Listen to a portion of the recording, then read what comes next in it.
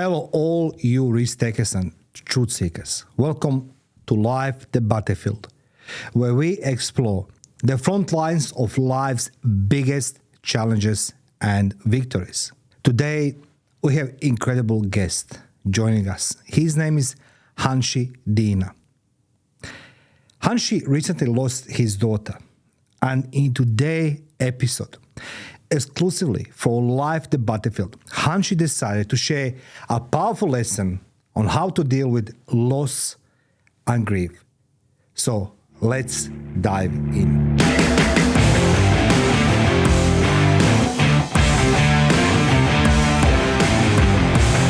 Hello, all of you risk takers and truth seekers to podcast Life the Battlefield. As I mentioned in my intro today, I have a truly honor having Hanshi Deena in my studio. And Hanshi, I just want to introduce you to our audience. You've been my guest a few times, but there's never enough of you. That is the point. And you said that your portfolio is over 75 years written, 15 books, addressed over 3,000 Japanese on karate, addressed business leaders in Singapore, graduated Japanese karate. You are teached and educated so many generations through your lifetime, Yes. through karate, Yes. through the mastering the self-discipline, behavior, in my case as well, because you don't like to be swearing and all these things. Now, today you're going to give us the most painful but most valuable lesson, that is how to deal with the pain and the grief. So Hanshi, you are karate master, right? Did I say this properly? And, Yes. okay. Nine, 10. 9 10. Mm-hmm. And you're doing this for many decades now. Yes. Today in the studio, you for the one simple reason, because guys, I'm going to put in comment section below. You can see what Hanshi and I discussed before, and you're going to be amazed. But today we're going to teach, Hanshi's going to teach us the human values, and that is grief and the pain. So Hanshi, recently you lost your daughter. Yes. And Namasha. Namasha. Can you tell us more about your daughter? How old she was, what she was doing, and what happened? Well, every parent likes to talk proudly about their children. Yes. No child is bad when it comes to parents. So, but mine is beyond a parent. Mine is, I was a guide to my daughter. I was a mentor to my daughter, as well as a parent. And I found her to be an incredible human being.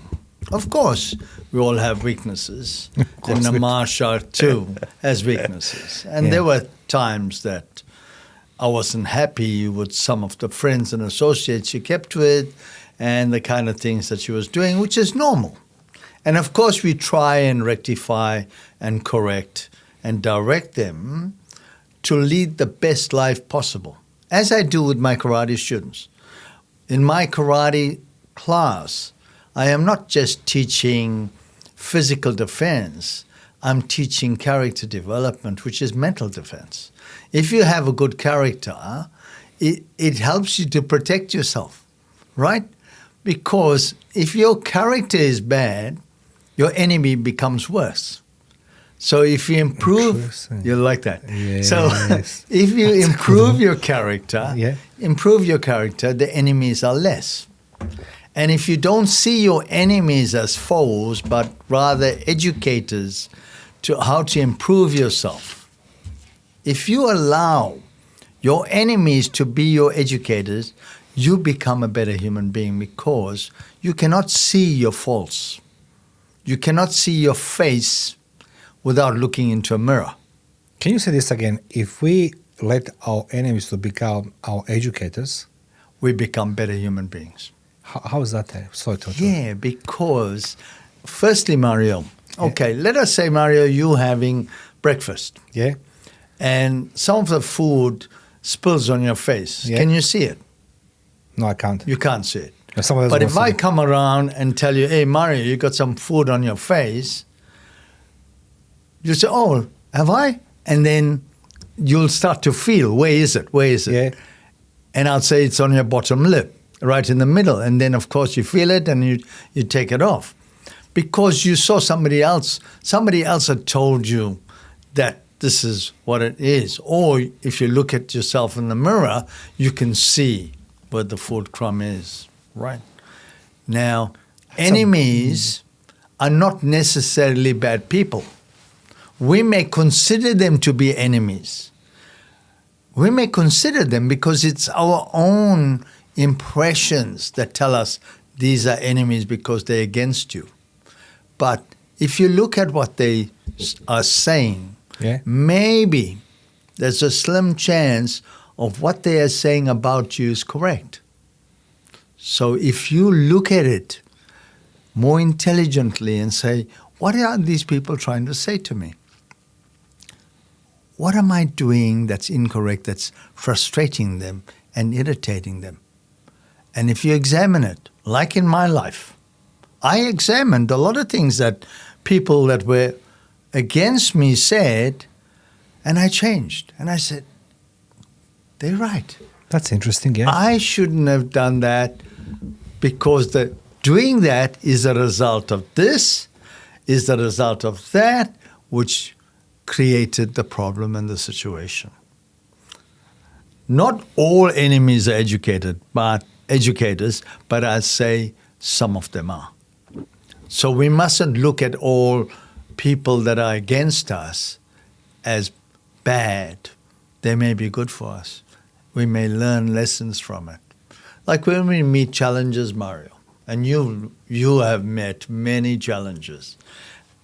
Have those challenges in your life made you a better person? Yes. Of course it Absolutely. has. Particularly the bad things. Yes. It's educated you to make you a better person. So human values is about helping people to recognize certain things about themselves, view themselves, and get rid of this ego, this vanity that says, I know it all. Because no one doesn't know all. But I was at that one. Sorry to interrupt you. I was that one who was always, I know best. I know everything. And then I think myself like, why I'm not advancing in my career? Why I don't getting better salary? Why I'm not happy in my life? But because I was sold about what everybody said, which I should not be, because they didn't know what I'm doing. So yes. So coming back to Namasha. Namasha was an amazing educator. Okay. So she sometimes said to me things that I need to improve in myself. And at that time I said, why is my daughter telling me how to run my life? And I found out she was right. She was right. And I changed my ways. I changed my ways because of the lessons from my daughter. So Namasha had a brilliant mind. A brilliant mind. She could stand on any platform, Mario, and talk. She could address any number of people, anytime, without hesitation, without notes. She was very articulate. She was very intelligent. All her jobs that she did an amazing job at it. She was phenomenal. She was phenomenal. She was proud of what she's doing. Yeah. And I was very kind of taken back by her death, not only because she was my daughter, but I lost my mentor. I lost somebody that guided me. That's the painful thing. But thank God I have a spiritual education from young. I was born in a Hindu family. My parents practiced Hinduism, but went beyond that. They practiced and learned about life after death. They learned about reincarnation. They learned about projections, astral projections, mental projections, causal projections, that the soul has many bodies, like the soul is encased in a physical body. the soul too has other bodies called the astral body, the mental body, and the causal body. So all these things were studied by my parents. And guess what, Mario? I was lucky that I was born in a household that went outside the box to learn. And I grew up knowing about life after death, life before death that nobody talks about. We all talk about life after that. We don't talk about life before death. Yeah, like it looks like that we everything in life doing post-mortem analysis, which is very morbid actually, because we never take the knowledge we have right now to do analysis prior to something happened. So I'm in agreement with you. Yes. But you said that, I just wrote this down, I lost my mentor. That's a big word to parents says. By losing the child, I lost my mentor. And, my heart is now big. I don't know why. I feel like this is the first time I hear somebody says about their own child that they're their mentor. Yes. Yeah, I mean, Mario, one of the things we learned in life, and a lot of people listening to this podcast is going to be very surprised. How many times you've heard children say to the parents very angrily, I didn't choose to be born. You have made this possible, so I am born with you in this family. yeah. You know how wrong a statement that is? Because the truth is, Mario, and I'm going to disclose it today, Yeah. that before we take birth, children choose their parents to learn or to educate those parents. So in Namasha's case, she chose to be born in my family to help me get educated. You know what? For some reason, I will never, ever contemplate to think that way. Because I try to understand my parents. And I say, like, why I was born in such a difficult family. And I don't say that by any means that I was the role model child, that I was a, golden child. No, I wasn't. Yes. I had many faults. But now, I think that all parents should grasp this, what Hanshi said, that children choose parents to be born in this family for a reason, either to educate the parents, or what did you say, second one? Or learn from the parents. Or learn from the parents. They either learn or educate the parents, right? So they're born, like Namasha is born to educate me. And she educated me in so many ways.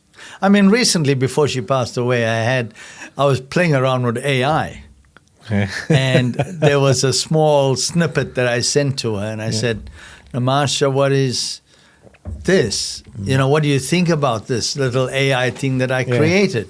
And she laughed. She said, it's good that you're doing it, but what is the sense of that anyway? I looked at it and I said, actually, there's no sense in me creating that. There was no sense.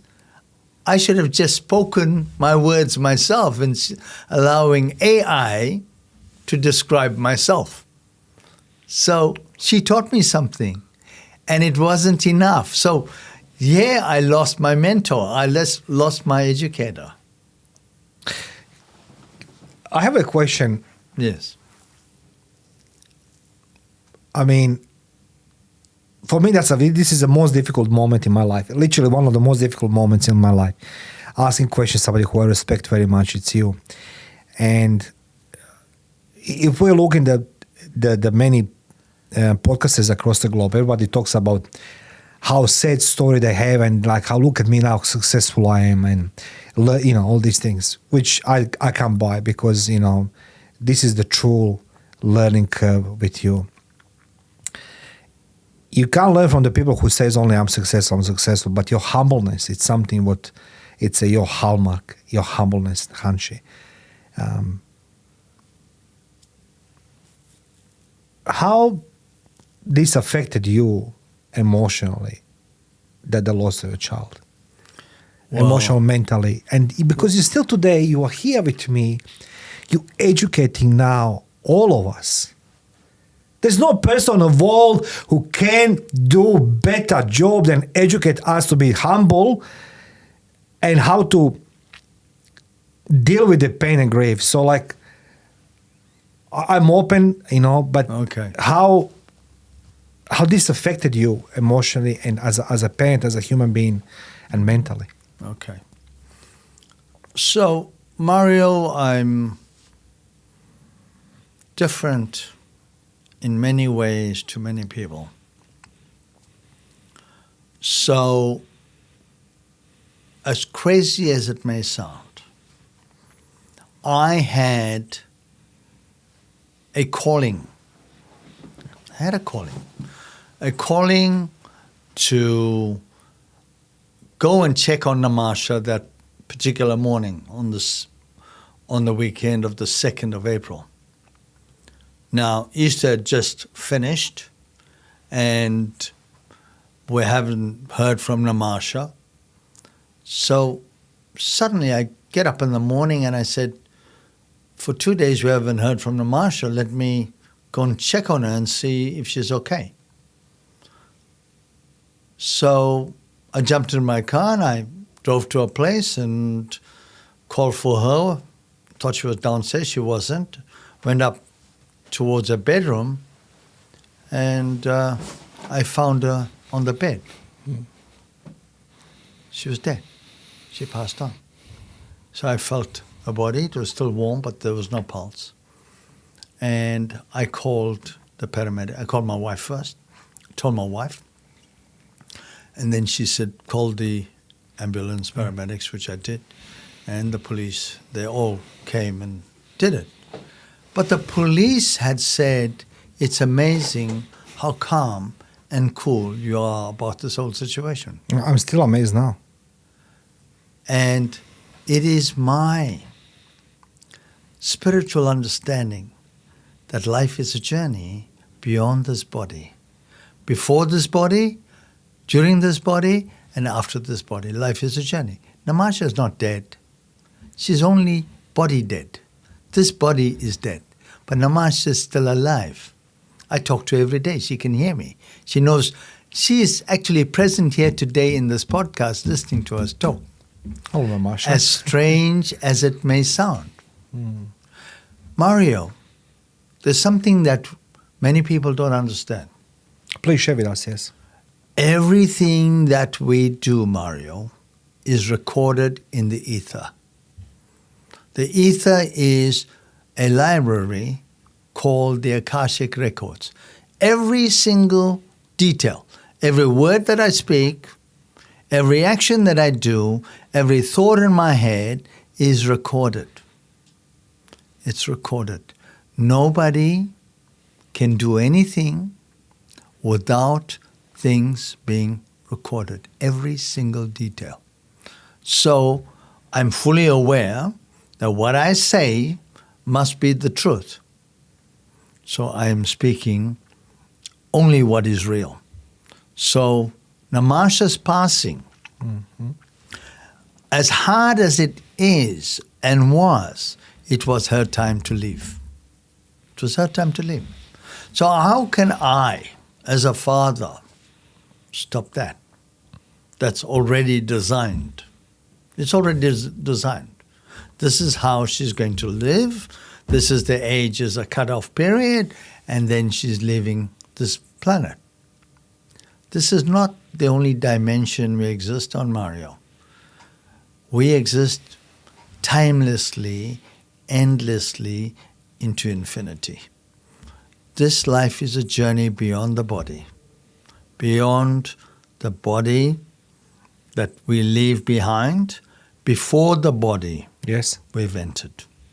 So why am I free from this attachment? Why am I free from this pain? Why am I free from its education? If we all get educated and understand this common sense thing, that life goes beyond this, why will we be sad? If we know that somebody is still alive, why will we be sad? Whoever listens this is going to now sit and rewind this few times to hear what you said, right?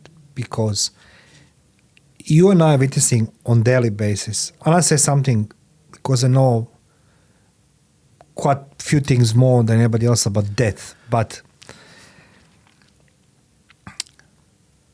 we all are big and brave and courageous when everything is okay. Yes. But when the poo-poo hits the fan, because I can't swear, guys, because you don't know, like with the Hanshi, I hesitating to swear because I know what's going to happen.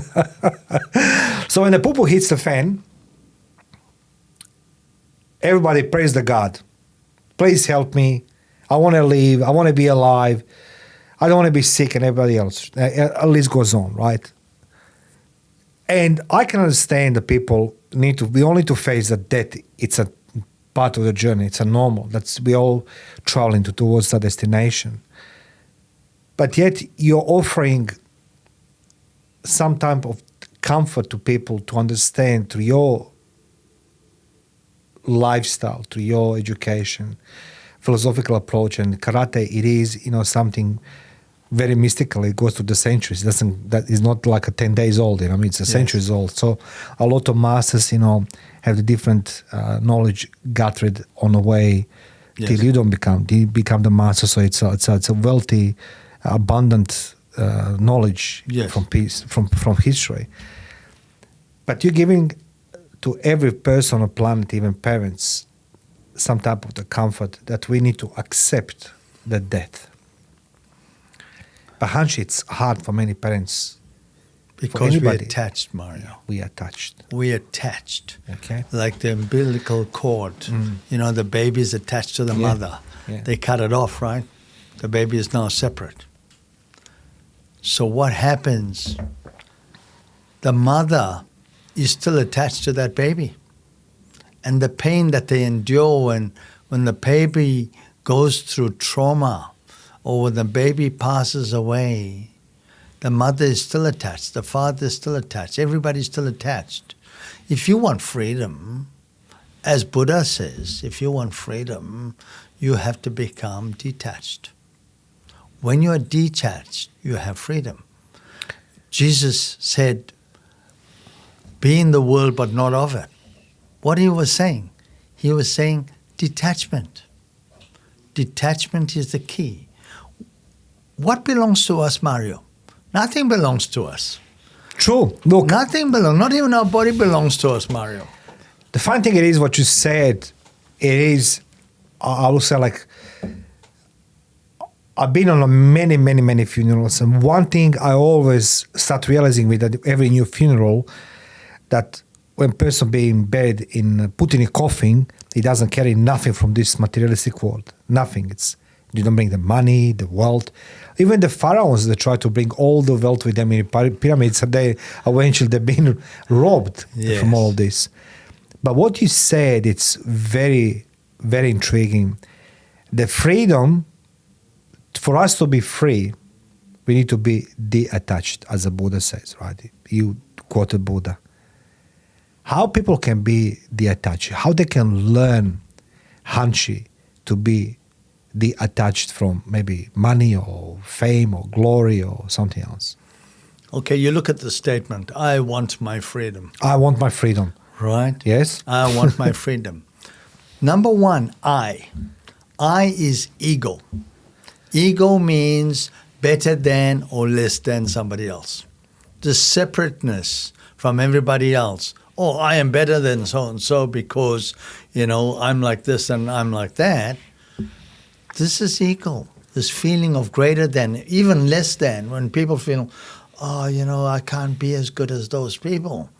That's also ego, this separateness, this feeling of higher or lower, the superior complex or inferior complex that we have. This is ego. Let us remove that I. Then is want. Want is uncontrollable desires. Always want, and you get into trouble. Want gets you into trouble. Okay, that's interesting. Yes, please tell me. Right. So remove the want and only use what you need. Only what you need. And then you separate the want. You remove the ego, which is the I, remove the want, and my. My is attachment. My wife, my house, my car, my children, my money, my this. We don't take it with us. Nothing. Nobody comes with you when you leave. This my is attachment. Where is the my when you leave this body? There's no my anymore. It's only you alone in this universe, in this infinite universe, alone amongst other folk. Angels, whatever, demons, wherever you're going, you are with them because there's no body attachments anymore. So we are body attachments. We are body attachments. Once you leave your body, you don't have body attachments anymore. You're gone. So remove the I, which is ego, remove the my, remove the want, which is uncontrollable desires, and remove the my, which is attachment. What word is left? Freedom. You are free. I want my freedom. Detach yourself. Don't say I, mine, and what else? Uncontrollable desires, want. So you remove the I, which is ego, remove the want, which is uncontrollable desires, and remove the my, which is attachment. You are free. Freedom. Okay, do you understand that now, this very moment, you told every single public speaker in the United States, even in Australia, affirmation starts with I am rich, I am sexy, I am having beautiful hair. They're claiming that affirmation starts with this I am. And you say, to be free, you need to take an I, which is ego, mind, attachment to the things, and want, uncontrollable desire. Do you understand that every now person who's listening to this and using these affirmations, I am going to question now everybody, everything? Absolutely. And the more they question it, the better they become. Remove that I. Remove this. There's only one energy, Mario, and that's divinity. Everything is divinity. Everything is divine. Everything. We can even go and say everything is God. Everything is God. Everything is divine. Everything is energy. You look at quantum physics. Anything, any obstacle, you take a piece of paper, you look through it to an electron microscope. What do you see? You see atoms, protons, neutrons, electrons. You go deeper, you see quarks. Beyond that, you see pip. The string theory tells we're all connected into one energy. Quantum physics tells us that beyond all things is energy, which is light.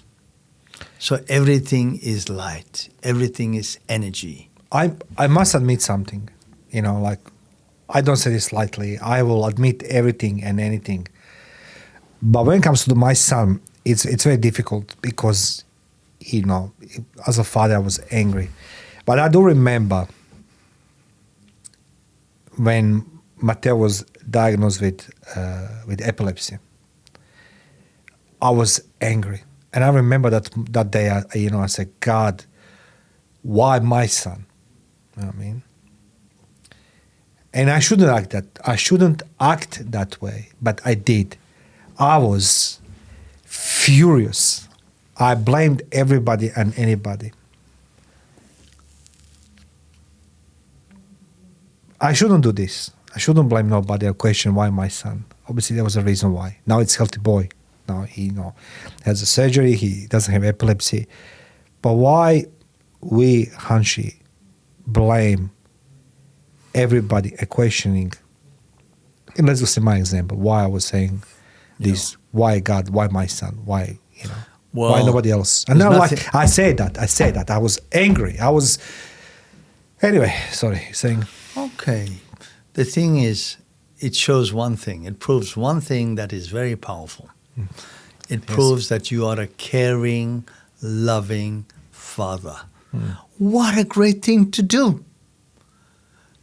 You're not angry at God. You're angry at the situation that was created. That's correct, yes. That's right? correct, yes. So you were angry at the situation. But the situation had improved and now you're grateful. Absolutely. Right. If you hadn't had that situation, you wouldn't have had this period of time that you're now grateful. So gratitude comes with pain.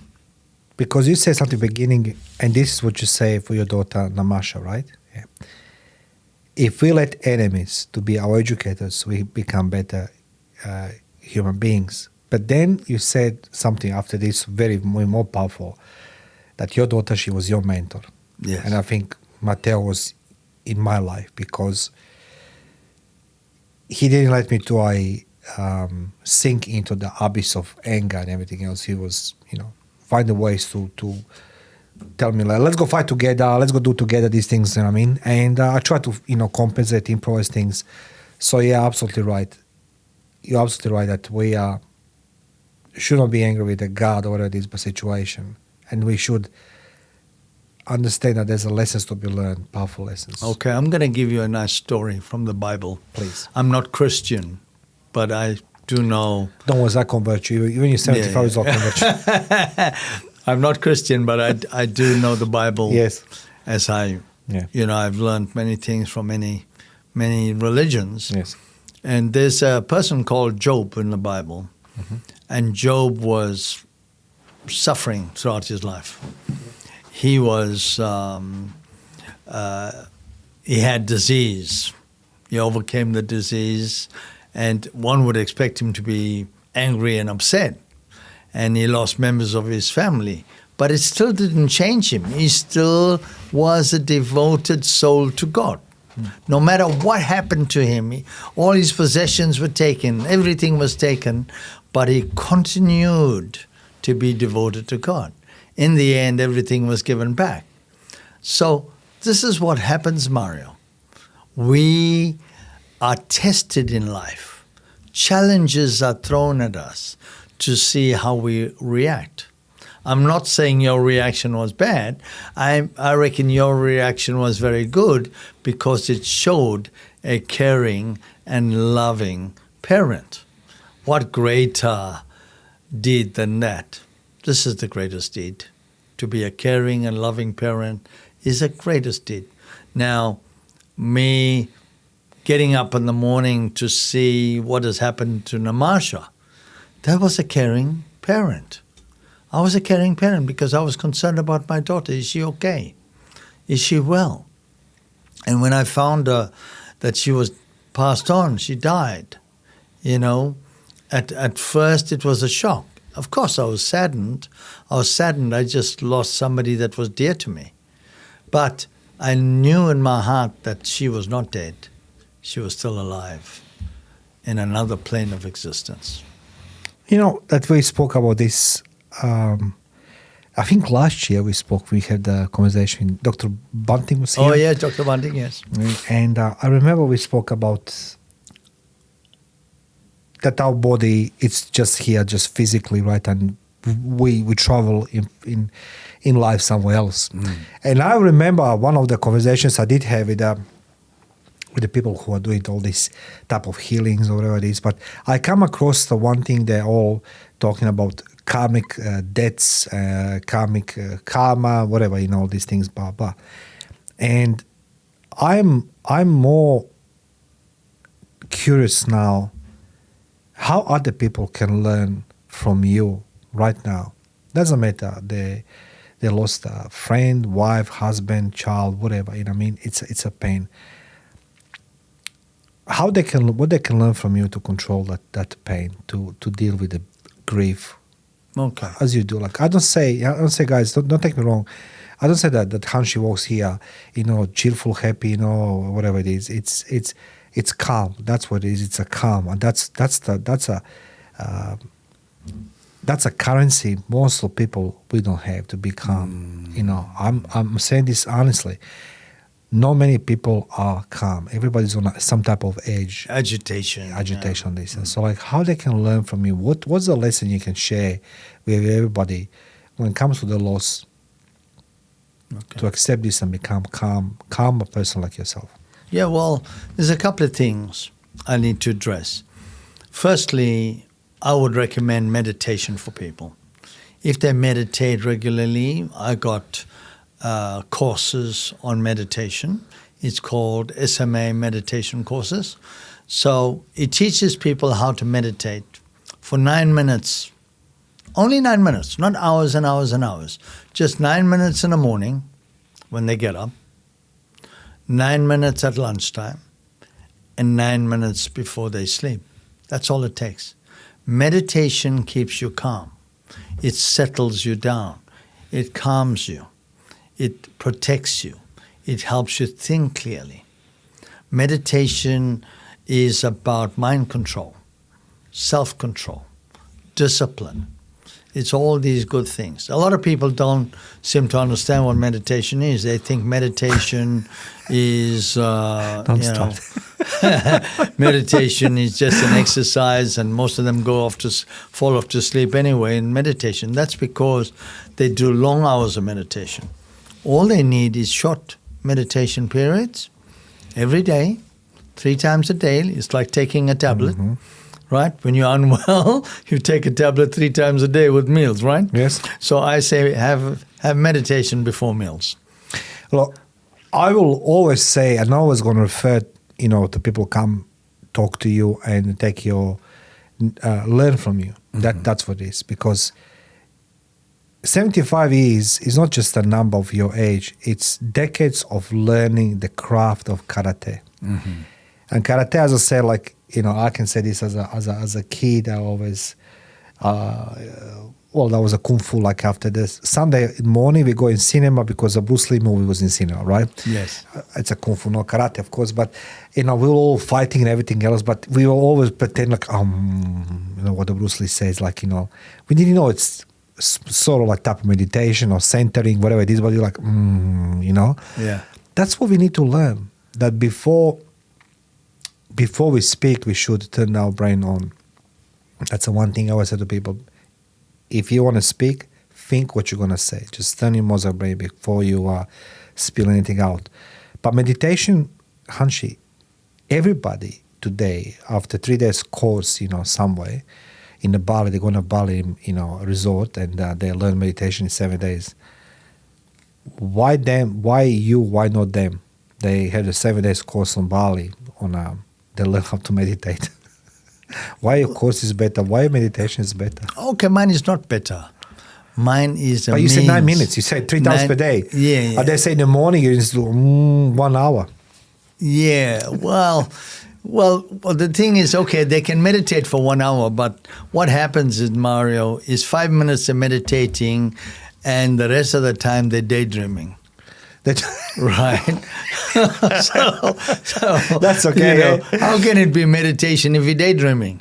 Right? You're thinking about what's for dinner, where are we going to go after this? And you're closing your eyes and you're sitting down and you're contemplating on all these things. Like me, I told you before, like when I close my eyes, I've done a few times, you told me, so like either I see the bad things, like literally bad things, or things. I remember telling you, but when you empty your mind, all the bad things jump in, eh? Yeah, like I feel myself like, Hanshi, he tricked me, Like that doesn't work. That's why it's like, wake up. But one thing I always try to work with me. I think that's like sort of.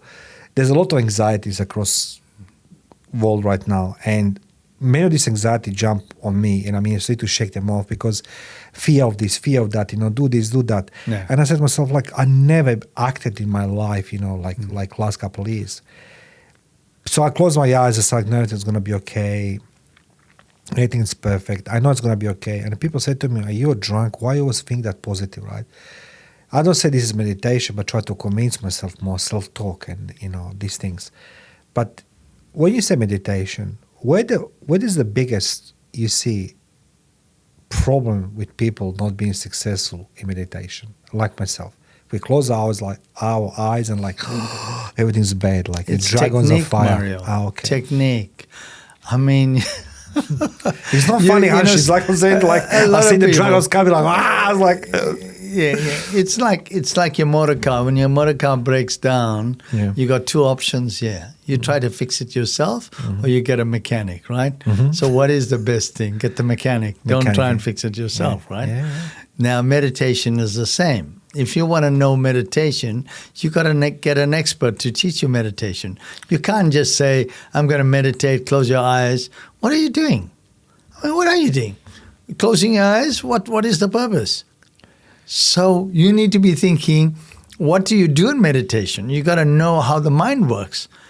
There's 7 levels of the mind, Mario, that we have to go through. 7 levels, you know. Hanshi, I'm dealing with my first one. Yeah, exactly. The first one, which is your conscious mind and your subconscious mind, right? Yes, that's great. You're working on a human level, on the conscious and subconscious mind. If you are at that stage, of course your mind is going to be a monkey mind. It's going to be jumping around. He can't stand still. He doesn't know how to stand still. So you have to trap the monkey. How do you trap the monkey? In the old days, you know what they used to do? They used to have a big urn with a narrow neck. Fill the urn with peanuts. The monkey will smell the peanuts, put his hand into the bowl, grabs the peanuts, try to pull his hand away, won't come free because the neck is too small. Yeah. And then he can't run because he's still greedy. It's greedy. I love it, Hanshi. Yeah. Right. So what happens? The hunters come and they grab the monkey. So what we need to do is to trap the monkey.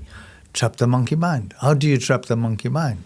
There are ways of trapping the mind into submission of the ego. Get rid of the ego, you're calm. When you're calm, you trap your mind. You know, I just thinking something. It's not related very much to the meditation, but I do remember 1994, I was in one European country for the training for 3 months, and they teach us all this fancy stuff, you know, about interrogations and, you know, so it goes on. But I do remember one night they come in my room, we were on a level 3, and they tied up my hands behind my back. They put, you know, the balaclava over my head, and they were hitting me and rolling me down from level 3 to the ground floor. They were bashing me, like literally violently bashing me. And all they wanted to know is my name. And I knew that it's a part of the training because they told us they're going to, you know, extract information from us. And I was really on an edge several times to screaming my name. But then I remember before we started doing exercising, they told us that the pain, it's in our mind, which I said, like, it doesn't make a sense because I'm hurting everywhere. But sometimes I can really relate what you're saying, that our mind is the most powerful tool we can even dream about, because you're saying several things, you know, our ego, you know, the trap the monkey, our bad thoughts, we create them so we can trap them somehow. But we need to learn from proper person. And that's, guys, I'm saying to you, Hanshi Deena, I'm going to put in comment section below how you can contact Hanshi and learn from him.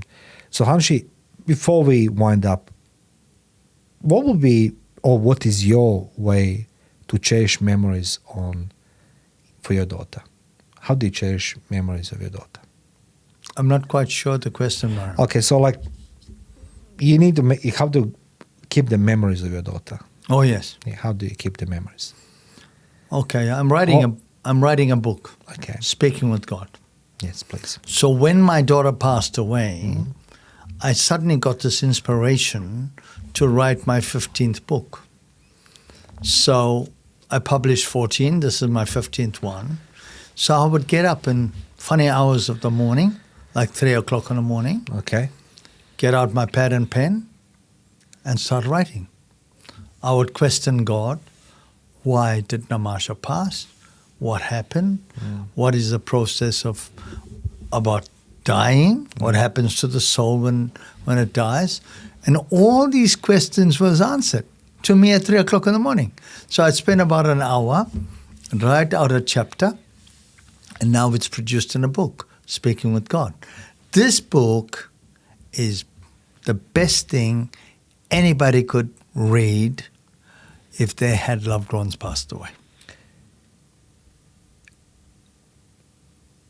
It's interesting that, as I said at the beginning, I try to find proper words because this is not normal interview. This is not interview about karate, meditations. We're talking about feelings of father losing his daughter and educating thousands of people today.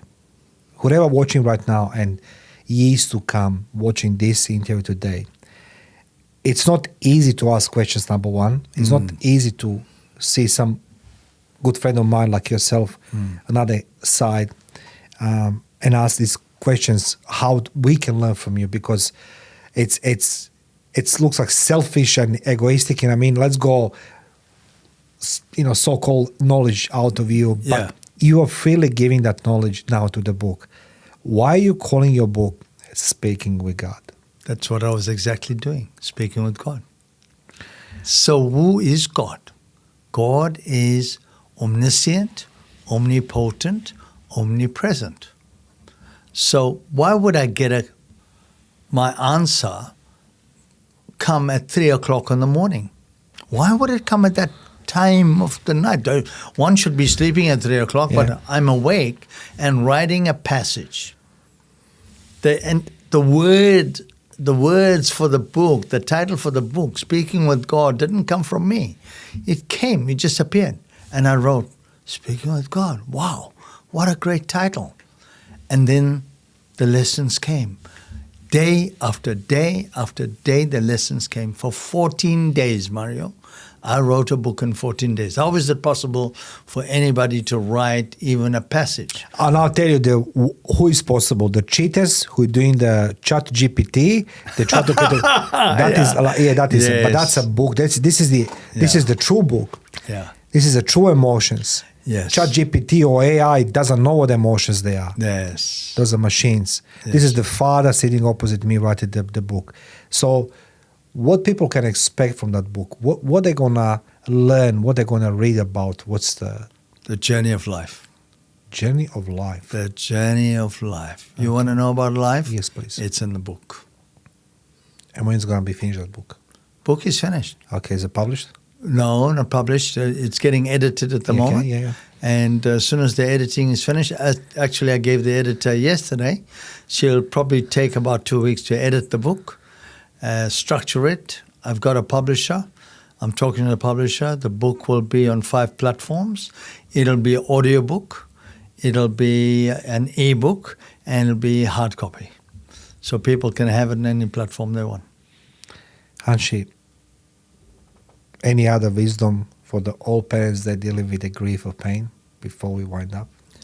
Be assured that your loved one is not dead.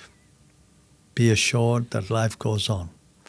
Be assured that the loved one hears you every time you speak, every time there's emotion, every time you're speaking of your experiences with your loved one. That person is alive and listening to every single detail. So make it pleasant. Don't complain. Don't say, this person was like this and was like that. No. Speak nice things. Say nice things. Say about the good times. I said today, Namasha was my mentor. I didn't say one word that was bad about Namasha. There was nothing bad. There was only good things about her that I remember. I remember only the good things. I talk only about the good things.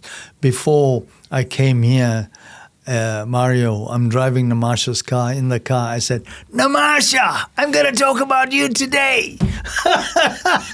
That's what I said. I said, come to the studio and sit here with Mario and I, because I know she's here. Well, since she's listening to us, Namasha, I'm going to kick your father butt one day. Not yet. Ladies and gentlemen, today in studio with me was Hanshi Deena, and I'm going to put all the contact details about Hanshi. About Hanshi being a great mentor to myself and a few other people I know. and being the 9-day karate master and learning generations of the kids. Literally, you spend not just with the adults but the kids, Their children. yeah, thousands of kids must be, Yes. The children are learning. They're becoming better leaders, Mario. The kids are learning. We want to make this world a better world. Start with the children. One thing before I finish, I said, like, this is the first podcast I don't swear. And I said, why? Because Hanshi doesn't like this, and he's absolutely right. It's ugly, but we accept this as a part of our culture. And I'm grateful that last hour with Hanshi, I didn't swear. I'm truly grateful for that one, because I've seen now that there's a different ways to express myself rather than just saying words I usually say. So. Yeah, no, you're a good person, Mario. People, millions of people are reaching you, Mario, because of the kind of person you are, right? And you want to send good messages, you want to motivate and promote good things in life. That's why you're a success, Mario. Thank you. It's not only consistency, like you say, it's what you're producing that is people are looking at and said, I love that. I want to be engaged with him. I want to listen to what he has to say. It's because of the kind of quality you have. Thank you, Hanshi. But that's like, it's hard to speak on my own behalf, because, again, I think saying me, or I am this, I'm that, that's not my vocabulary. I'd rather say, when I talk to my son, I say to him, Matteo, I am strong at the moment, but there's going to come more days when I'm going to become the very weak old man, and I will need every year. And he says to me, come on, Dad, you love being, strong. I said to him, I am strong. But if I will go out and say, I'm successful this and that, I don't want this, but recognition coming from you, it's a big deal for me. So thank you, Hanshi, for today. It's always a pleasure talking to you, Mario. I love being in your company. Thank you. We laugh a lot, I know. And, when the camera's turned off, I'm going to show a couple moves. And Mario, today I showed him a special move in karate called the trapping move. And he said, oh, I've never seen anything like that before. And then I said, then he said something about it's not allowed in boxing. And I said, no, Muhammad Ali used it in boxing. Look, we're gonna work on that one. Ladies and gentlemen, Speak with the God today. Book about Hanshi writing on in memories of his daughter. I will put a link a little bit later when book's ready. So you give me the link so people can purchase and find out. But I say, like, for all of you guys who are looking forward to learn how to meditate, how to be more calm. That's a word I try to find. More calm, despite all obstacles you're facing in life. Doesn't matter how big or small they are. We have a different perception about pain, different perception. Every individual has different perception about life. You're going to learn how to deal with those obstacles from Hanshi here today in studio with me. So thank you. One other thing I was going to say, Yes, Mario. please. Anybody that wants to talk to me at any time, pick up the phone. If you had a loved one pass away and you want me to share information to help you overcome your grief, I'm not a clinical psychologist. I'm a spiritual counselor. I'm happy to help. Anytime, pick up the phone, call me. I'm happy to help. No, absolutely. So today podcast interview is different than anything else, because usually it's, everything's sort of structured and everything else. But with you, there's never end. It's always a little surprise at the end. So guys, pick up that phone, write an email to Hanshi, talk to Hanshi, and let Hanshi help you to deal with your obstacles in life, pain and grief. So Hanshi, thank you for being my guest today. It's an absolute pleasure being here. Thank you.